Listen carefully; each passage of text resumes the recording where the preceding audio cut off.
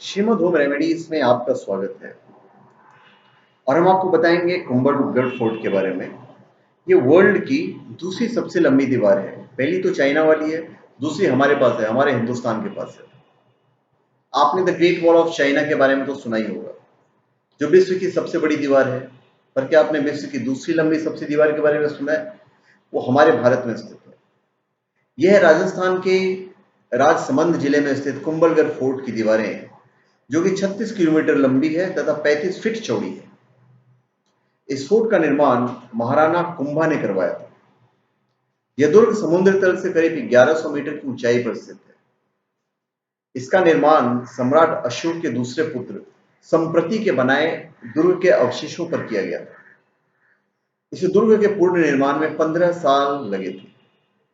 दुर्ग का निर्माण पूर्ण होने पर महाराणा कुंभ ने सिक्के बनवाए थे, जिन पर दुर्ग और इसका नाम अंकित था। दुर्ग कई घाटियों और पहाड़ियों को मिलाकर बनाया गया है, जिससे प्राकृतिक सुरक्षात्मक आधार पाकर अजय रहा है।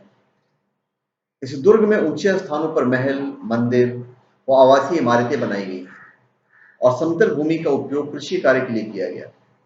वहीं ढलान वाले भागों का उपयोग जलाशय के लिए करके इस दुर्ग को यथासंभव 100 लंबी बनाया गया।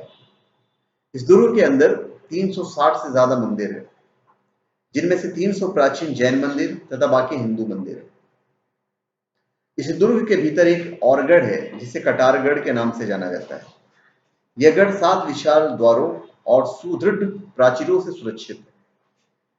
इस गढ़ के शीर्ष भाग में बादल महल है और कुंभा महल सबसे ऊपर है।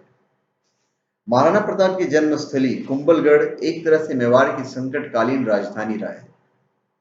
महाराणा कुंभा से लेकर महाराणा राज सिंह के समय तक मेवाड़ पर हुए आक्रमणों के समय राज परिवार इसी दुर्ग में रहा।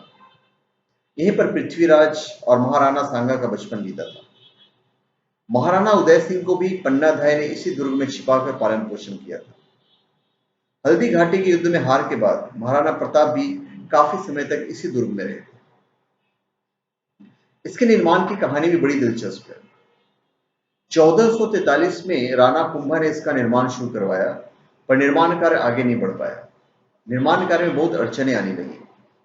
राजा इस बात पर चिंतित हो गए और एक संत को बुलाया। संत ने बताया कि यह काम तभी आगे बढ़ेगा जब स्वेच्छा से कोई मानव बलि के लिए खुद को प्रस्तुत करे। राजा इस बात से चिंतित होकर सोचने लगे कि आखिर कौन इसके लिए आगे आएगा। तभी संत ने कहा कि वो खुद बलिदान के लिए तैयार है और इसके लिए राजा से आज्ञा मांगी। संत ने कहा कि उस पहाड़ी पर चलने दिया जाए और जहां वो रुके वहीं उसे मार दिया जाए और वहां एक देवी का मंदिर बनाया जाए। ठीक ऐसा ही हुआ और वो 36 किलोमीटर तक चलने के बाद रुक गया और उसका सिर धड़ से अलग कर दिया गया। जहां पर उसका सिर गिरा वहां मुख्य द्वार हनुमान पोल है और जहां पर उसका सिर गिरा वहां दूसरा मुख्य द्वार है। महाराणा कुंभा की रियासत में कुल 84 किले आते थे, जिसमें से 32 किलों का नक्शा उसके द्वारा बनवाया गया था। कुंभलगढ़ में उनमें से एक है। इस किले की दीवार की चौड़ाई इतनी ज्यादा है कि 10 घोड़े एक ही समय में उस पर दौड़ सकते हैं। एक मान्यता यह भी है कि महाराणा कुंभा अपने इस किले में रात में काम करने वाले मजदूरों के लिए 50 किलो घी और 100 किलो रुई का प्रयोग करते थे, जिनसे बड़े बड़े लैंप जलाकर प्रकाश किया जाता था। इस दुर्ग के बनने के बाद इस पर आक्रमण शुरू हो गए, लेकिन एक बार को छोड़कर यह दुर्ग प्रायः अजय ही रहा। उस बार में दुर्ग में पीने का पानी खत्म हो गया था और दुर्ग को बाहर से 4 राजाओं की संयुक्त सेना ने घेर रखा था। यह थे मुगल शासक अकबर, आमेर के राजा मान सिंह, मेवाड़ के राजा उदय सिंह और गुजरात के सुल्तान। लेकिन इस दुर्ग की कई दुखांत घटनाएं भी हैं। जिस महाराणा कुंभा को कोई नहीं हरा सका, वही परमवीर महाराणा कुंभा इसी दुर्ग में अपने पुत्र उदय कर्ण द्वारा राजलिप्सा में मारे गए। तो धन्यवाद। आप हमारे चैनल में सब्सक्राइब करें और अपने कमेंट दीजिए। धन्यवाद।